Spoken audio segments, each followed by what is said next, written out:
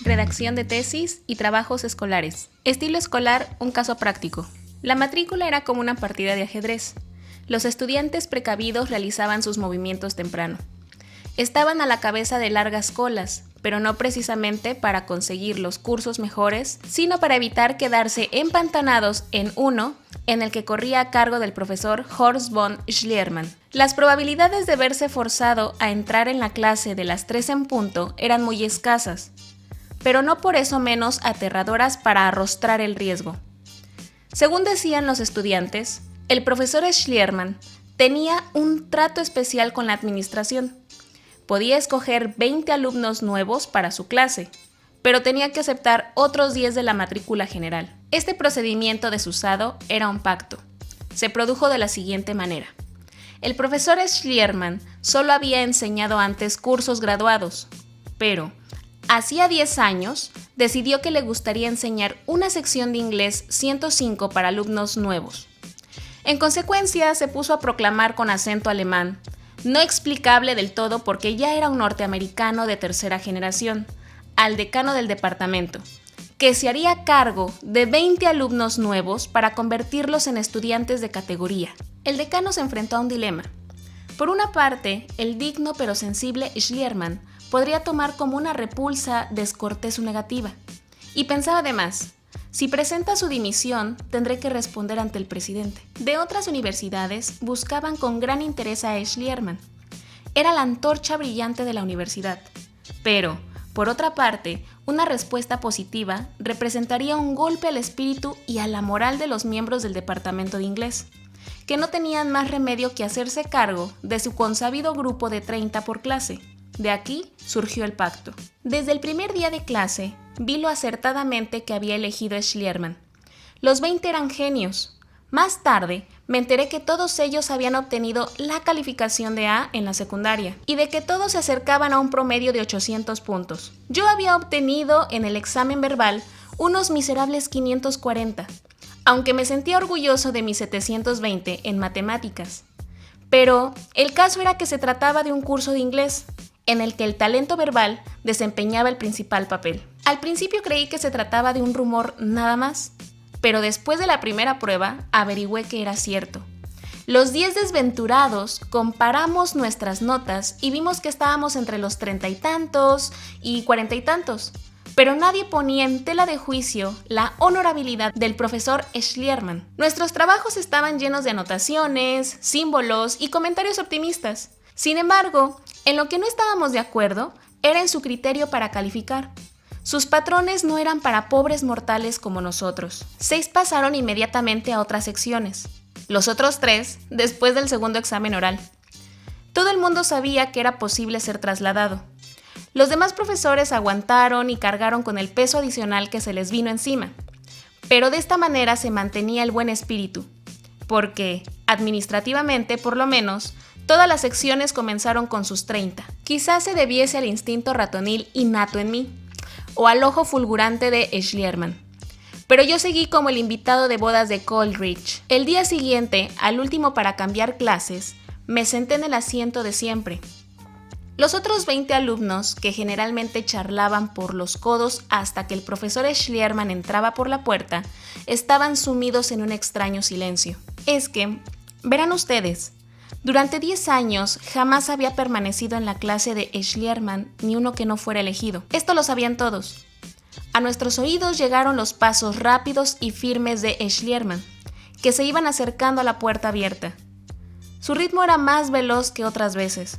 Vimos cómo la punta de su pie izquierdo trasponía el espacio vacío del umbral. Estaba entrando. La sangre me martilleaba las sienes. Apenas veía. El siguiente se iba derecho al atril. Dejaba sus notas encima y decía buenas tardes a la clase. Quizá fuese a hacer lo mismo hoy, pero yo sabía que iba a ser distinto. Su mano derecha asomó por el vano de la puerta y después apareció su cabeza. La tenía vuelta hacia mí. Sabía que la iba a volver ya antes de que entrase. En las condiciones en las que estaba yo, no sabría decir si tenía los labios entreabiertos o ligeramente apretados. Schliermann no saludó a los alumnos como era su costumbre. Se limitó a dar la clase.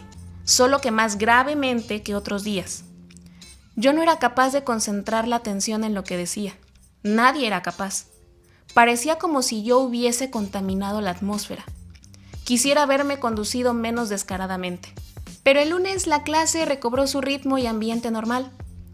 Yo estaba presente en ella, aunque sin ser aceptado allí. El número 20 estaba sentado en un cuadro macizo. Yo, fuera del cuadro, solo como un apéndice. Pero esto no me importaba, porque me sentía verdaderamente fascinado por el profesor Schleiermain. Era un gran maestro. Yo tomaba un buen número de apuntes y estudiaba las tareas. En las discusiones, de cuando en cuando, me olvidaba de mí mismo y tomaba la palabra. Trabajaba como un negro en las pruebas verbales y exámenes, pero siempre me parecía que quedaba un poco corto. No era que no fuese capaz de entender las ideas y los conceptos, sino que siempre me faltaba tiempo. Necesitaba más tiempo para pensar. Era más lento, mucho más lento que los demás, pero no por eso me desanimaba. Estaba aprendiendo mucho. Poco antes de las vacaciones del Día de Acción de Gracias, el profesor Schleiermain las anunció. Se trataba del estudio de la investigación, con una extensión de 50 páginas, que representaba la parte del grado final. Debí quedarme petrificado, porque no sabía escribir. Eso me constaba, y ahora el profesor Schleiermain iba a tener una prueba definitiva de ello. Sin embargo, estaba contento. Era la oportunidad, la única oportunidad que se me presentaba de aumentar el promedio de 62.7 ganados con tantos sudores hasta los 70 requeridos. Iba a ser la primera vez que podía tener ventaja sobre mis condiscípulos. Iba a tener la ventaja del tiempo. Necesitaba tiempo. El tiempo es el gran nivelador, porque es verdaderamente democrático. Todos recibíamos cada mañana la misma cantidad de tiempo. No hay distinciones entre el genio y el empeñón o machetero, entre el ahorrador y el pródigo. No se le quita ni un adarme al holgazán. No se le da nada más que al precavido. No debería haber excitación alguna entre los alumnos, porque todos sabían de sobra lo que era el documento Schleiermain. Pero también era verdad que no había que entregarlo hasta una semana después de vacaciones de Navidad, para las cuales faltaba mucho. Pero, no obstante, hubo suspiros y susurros espontáneos. Apenas pude oír lo que el profesor estaba diciendo contra los plagios. Muy pocos prestaron atención a su punto segundo sobre la elección del tema. No sé cómo logré enterarme de esto. El primer tema que aborden ustedes debe reducirse 3 o 4 veces. ¿Qué quería decir con esto? Cuando salieron todos de la clase, me dirigí al profesor Schleiermain, que estaba recogiendo las notas de su conferencia, y le pregunté qué significaba aquello de reducir el tema. Me contestó: sí, por ejemplo, elige usted el tema de la guerra civil, puede estar casi seguro de que no le va a salir bien, porque no hay posibilidad de cubrir un asunto tan extenso. Iban a ser necesarias decenas de libros para exponer el tema, no un trabajo de 50 páginas. Tenga presente que el título de su trabajo es una promesa, algo así como un contrato, en que usted se compromete a presentar algo concreto, hasta una limitación del asunto, ciñéndose únicamente, por ejemplo, a la batalla de Gettysburg. Una sola de toda la guerra resultaría todavía demasiado extensa. Por tanto, si somete usted el tema a una tercera reducción, como la batalla de Cemetery Ridge, se acercaría más a las proporciones convenientes, aunque todavía resultaría el asunto demasiado extenso, con una cuarta reducción como la importancia táctica del cementerio Ridge, se pondría más en el terreno de la realidad. Resultaría un tema para el cual podrían reunirse muchos datos y que cabría perfectamente en un trabajo así, aún tratado con profundidad. Me sentí tan interesado por la redacción de aquel examen escrito que me dirigí inmediatamente a la biblioteca, impaciente y decidido a seleccionar un buen asunto en el cual poner por obra este método nuevo de reducir el trabajo. Me quedé cari acontecido al encontrar la cavernosa biblioteca tan desierta de alumnos. Pero, claro está, ya habría tiempo de sobra en las vacaciones de Acción de Gracias y Navidad. Todavía no corría prisa. Me dirigí a la bibliotecaria asesora, quien me sonrió y pareció sentirse feliz de tener algo que hacer. Me enseñó dónde podía encontrar y utilizar los distintos libros especiales de consulta que podía necesitar. Otra bibliotecaria que se nos unió expuso una idea bastante intrigante. Dijo: si un estudiante en su primer año escoge cuidadosamente un área de estudio y sigue durante los 4 años de colegio investigando y escribiendo sobre el mismo tema, probablemente llegará a convertirse en un especialista destacado. Esto me subyugó. En consecuencia, estuve pensando 3 días en 19 áreas de estudio. Tomé nota de ellas en una hoja de papel y reflexioné sobre las mismas durante las vacaciones de Acción de Gracias. Cuando volví a clase, había descartado 14. De las 5 restantes, decidí hablar detenidamente con el profesor Schliermann. Manifestó alegría al verme. En cosa de 5 minutos eliminamos 2. En cuanto a las 3 que quedaban, me recomendó que hablase con los profesores especializados en los campos respectivos. Estas conversaciones fueron maravillosas. Conocí a 3 nuevos profesores, de los cuales obtuve no solo puntos de vista interesantes, sino títulos de libros importantes sobre el tema. Después de meditar sobre las sugerencias que me hicieron los 3, opté por la materia que me pareció mejor investigar y a la que iba a dedicar en adelante mi tiempo. Total que, decidido ya el tema y reducido según las normas aprendidas, regresé a la biblioteca y empecé a leer y a recoger datos. Al terminar la primera semana, no había visto todavía a nadie en la sala de lectura, lo cual volvió a sorprenderme. Pronto reuní unos cuantos libros y empecé a tomar notas en hojas de papel. La bibliotecaria asesora se acercó a mí y me preguntó si no conocía las ventajas de utilizar para mis notas cartulinas de 3 por 5 pulgadas, 7.5 por 12.5 centímetros aproximadamente. Sin darme tiempo a contestar, añadió que, si no podía después clasificar mis apuntes, me iba a dar mucho que hacer y acaso no me valiesen para nada. Las recomendaciones concretas que me hizo fueron las siguientes. Primero, anotar solo una idea o una pequeña porción de ideas afines en cada cartulina. Segundo, encabezar cada una de ellas con un título expresivo del asunto. Tercero, escribir las fichas solo por una cara. Cuarto, en cada una de ellas debería consignar el título y la página de la fuente. Quinto, entrecomillar todos los textos literales que copiase. Sexto, casi todas las notas debían ir redactadas por cuenta propia. Séptimo, cuando se le ocurra a uno alguna idea o punto de vista, debe anotarlo en la parte pertinente de los apuntes y encerrarla entre corchetes para dar a entender que es un texto mío. Al ver que no tenía este tipo de ficha o cartulinas, se fue corriendo a su mesa. Tiró del cajón de arriba y me puso delante varios paquetitos de cartulinas sujetos por sendas fajas de goma. Son fichas viejas, escritas ya por un lado, me dijo. Ya me suponía yo que algún día podrían servir para algo. Después de pasar más de una semana en la sala recogiendo datos, me pareció que ya estaba en las condiciones de ponerme a escribir el primer borrador. Despejé de papeles una gran mesa, coloqué sobre ella una caja de zapatos llena de fichas y me dediqué a clasificarlas. La bibliotecaria tenía razón. Con un título en la parte superior de cada ficha y consignando una sola idea de ella, se hace mucho más fácil dividirlas en grupos y categorías. Si hubiese consignado una sola ficha, 2 notas, habría tenido que volver a escribirlas en sendas fichas. Me alegré de contar con un sistema práctico. Aquello era como jugar a las cartas. Al formar montones con ellas, comprendí que la próxima vez tenía que procurar titular las fichas con encabezados más concretos todavía. No contaba aún con un guión escrito. Intenté preparar un plan de trabajo para mi estudio inmediatamente después de haber seleccionado el tema, pero no podía saber de antemano qué material iba a encontrar. Aunque no tenía guión alguno, no podía decirse que había reunido al azar el material para mis notas. Escogí el que, a mi parecer, tenía relación con mi tema concreto. En cuanto profundicé en él, comencé a intuir qué era lo que me iba a valer y qué era lo que debía descartar. Una vez clasificadas las fichas por categorías y subcategorías, inicié la segunda etapa que me había recomendado la bibliotecaria. Comencé a ordenar los montoncitos de fichas de la manera que me pareció más lógica para mi estudio. Pasé varias horas clasificando, pensando, volviendo a clasificar, pero cuando me acosté por la noche, quedaba sobre mi mesa la existencia física de un guión de trabajo.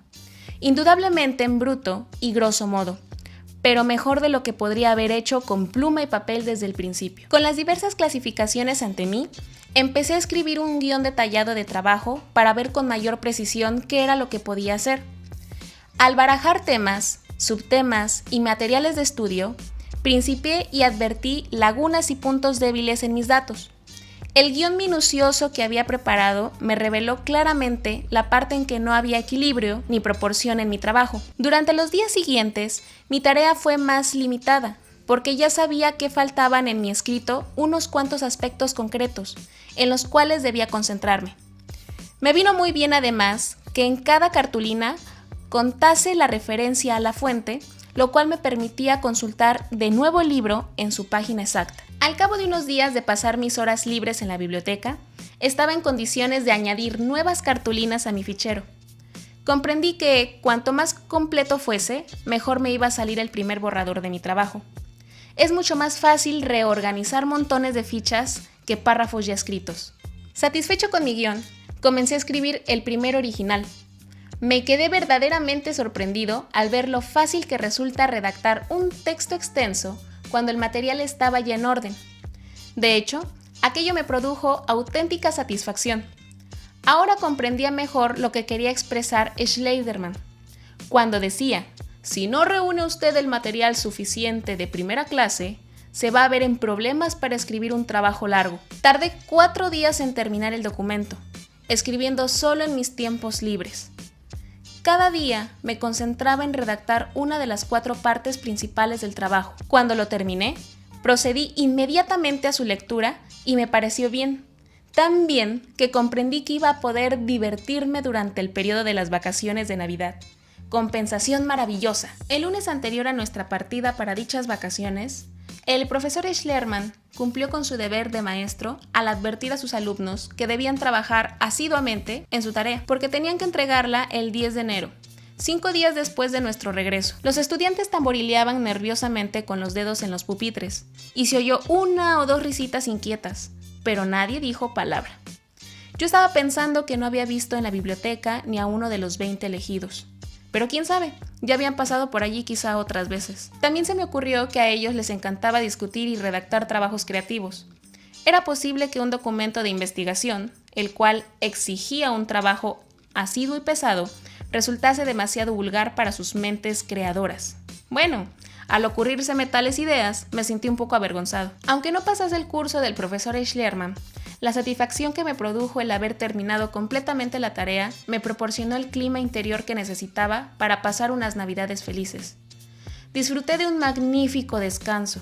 Regresé al campus un viernes para evitar la circulación de fin de semana.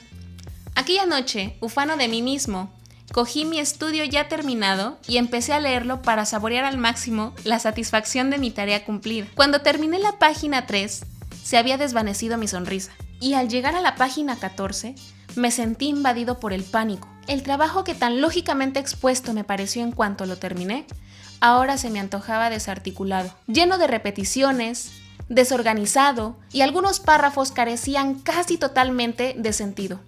¿Cómo podía hacer esto? Me tranquilicé tras el primer susto, al recordar que todavía me quedaban 7 días, mientras muchos otros estudiantes no habían ni siquiera comenzado su tarea, y la mayor parte de ellos no habían de estar de vuelta en el campus antes del domingo. Apenas iban a contar con 5 días escasos. Mientras pensaba en la manera de abordar la tarea de arreglar mi estudio de investigación, caí en cuenta por primera vez de la verdad que encerraban las palabras desechadas automáticamente por mí como prédicas de maestrillos. No debe presentarse ningún trabajo si antes no se ha revisado. Para que esta revisión sea eficaz, tienen ustedes que guardarlo algunos días o una semana, con objeto de olvidarlo un poco. De esta manera, cuando lo vuelvan a leer, podrán apreciar mejor sus defectos, una vez localizados, a corregir, a corregir, a corregir. Mi trabajo estaba lleno de faltas garrafales. Recordé entonces las etapas del proceso de revisión. En primer lugar, recorrer todo el escrito para cerciorarse de que los datos eran comprensibles y estaban matizados de detalles y ejemplos. En segundo lugar, comprobar si estaba claro el plan de organización de todo el estudio y si había una hilación lógica de ideas. En tercer lugar, ver si el estilo era de carácter uniforme. Y por último, examinar la corrección ortográfica y la mecánica de la puntuación. Vi que, esparcidos por el trabajo, habían retazos de material interesante, aunque no siempre relevante. Algo de este material fuera de sitio lo intercalé en la parte dedicada a la introducción y el resto lo eliminé. Me costó mucho trabajo prescindir estas perlas, pero oía repercutir en mis oídos este consejo. Los buenos escritores no sacan a relucir todo lo que es interesante.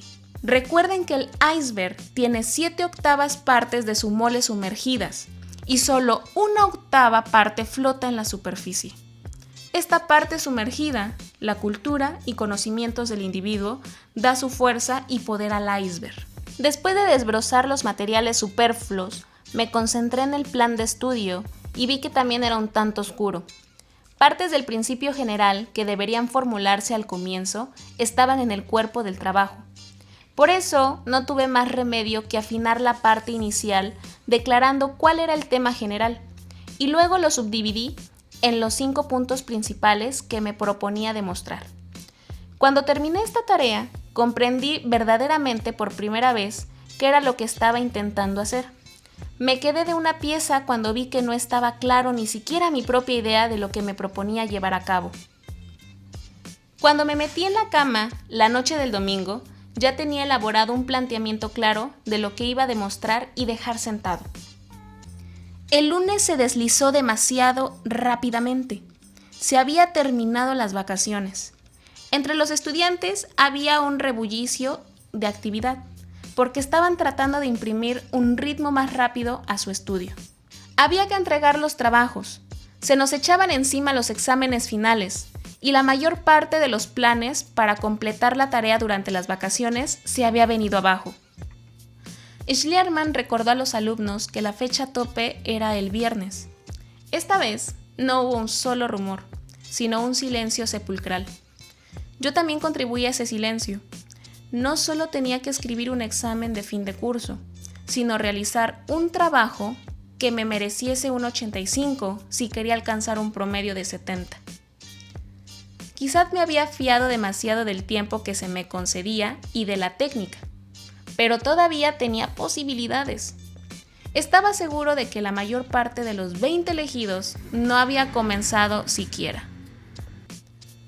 Durante mi tiempo de estudio, trabajé muy duro para dar más fuerza a la parte central del documento, ordenando sus partes más importantes de conformidad con la secuencia que me expuse al principio del trabajo. Me aseguré que cada una de ellas siguiese la formulación general y de que empezase con los párrafos con una afirmación de tipo genérico que podría llamarse sentencia temática.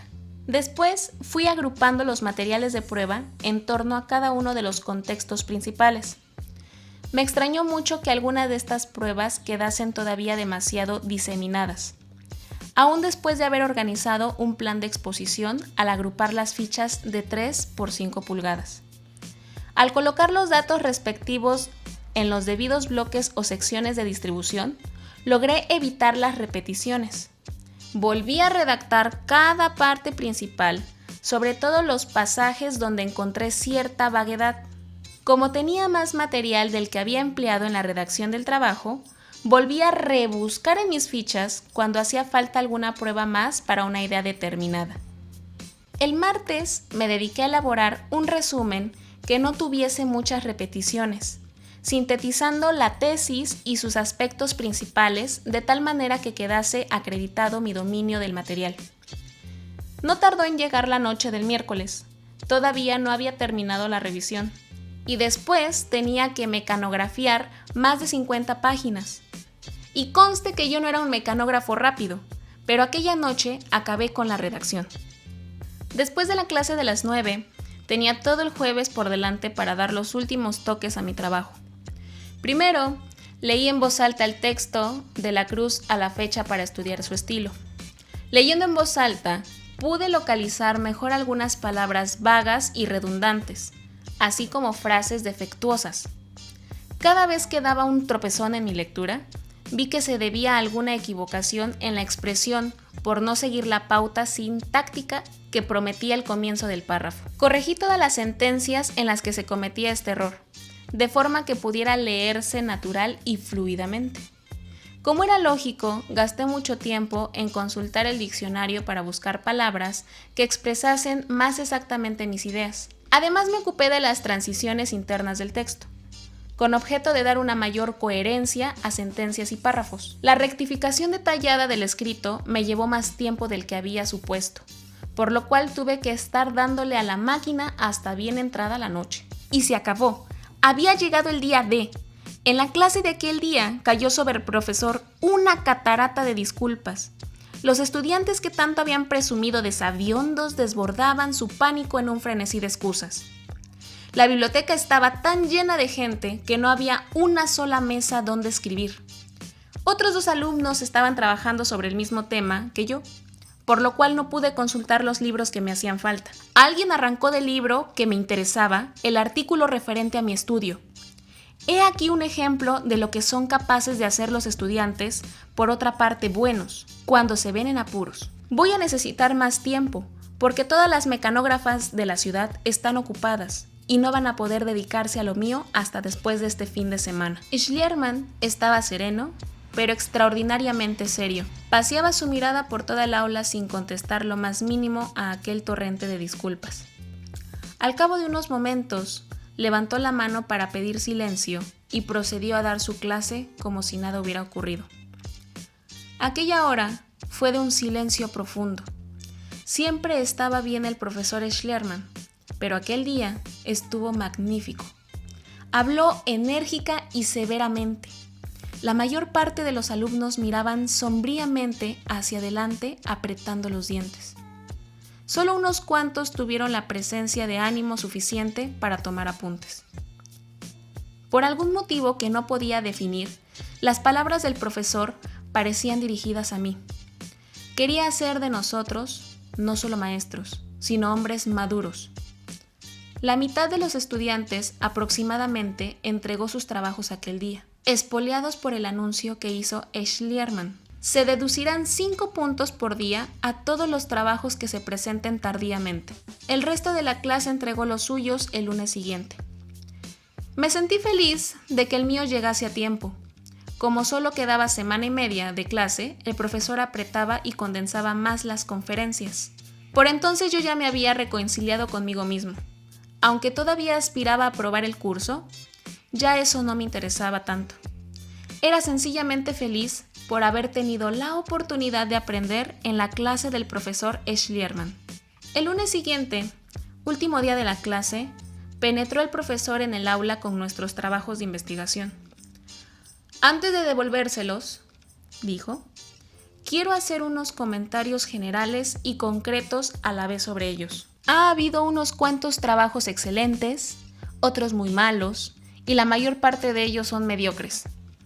Los primeros son creativos e imaginativos en cuanto al uso de la técnica, pero los malos parecen haber sido confeccionados a base de tijeras y goma de pegar. Esta última observación me impresionó. Naturalmente, yo debería haber tenido en cuenta que el profesor Schliermann iba a advertir inmediatamente la forma artificial en que se estaba armando mi trabajo. Como tomé las notas en fichas, como las distribuí en montones, como las clasifiqué mecánicamente, como el guión vino al final, no al principio, cómo llené las lagunas embutiendo más material, cómo lo revisé todo mecánicamente, buscando nuevas palabras, leyendo el escrito en voz alta para descubrir dónde fallaba la fluidez. Todo esto como si se tratase de un rompecabezas de piezas descabalgadas. El resto de la clase tenía verdadero talento. Eran gente auténticamente dotada. En 4 o 5 días fueron capaces de expresar por escrito directamente sus ideas, como verdaderos artistas, y cómo verdaderos artistas supieron aprovechar su primera oportunidad, mientras que yo había tenido docenas de oportunidades para escribir y volver a escribir mi trabajo. El profesor Schlerman siguió hablando de las tijeras y goma de pegar. De repente cogió uno de los trabajos para ilustrar determinado concepto. Se me cortó el aliento. Vi enseguida que era el mío. No podía tenerme de pura vergüenza. Sentí deseos de andar, de echarme a correr fuera del aula, pero caí en cuenta de que yo sabía que aquel era mi trabajo, los demás no. Con eso me serené. El profesor Schlerman fue leyendo párrafo tras párrafo. Saltaba a la parte primera en busca de un párrafo y luego pasó al final en busca de otro. No salía de mi asombro, porque veía que el hombre no iba a terminar nunca. Y de pronto advertí que todos los alumnos escuchaban con intensa atención y que, aunque había cierta excitación en la voz del profesor Schlerman, su tono era amable y bondadoso. Cuando me dispuse a escuchar sus palabras, oí que decía: «Esto es lo que se llama preparación y competencia. ¿Se advierte la técnica? Sí, pero se ha aplicado con el amor de un maestro, con cuidado y con tiempo».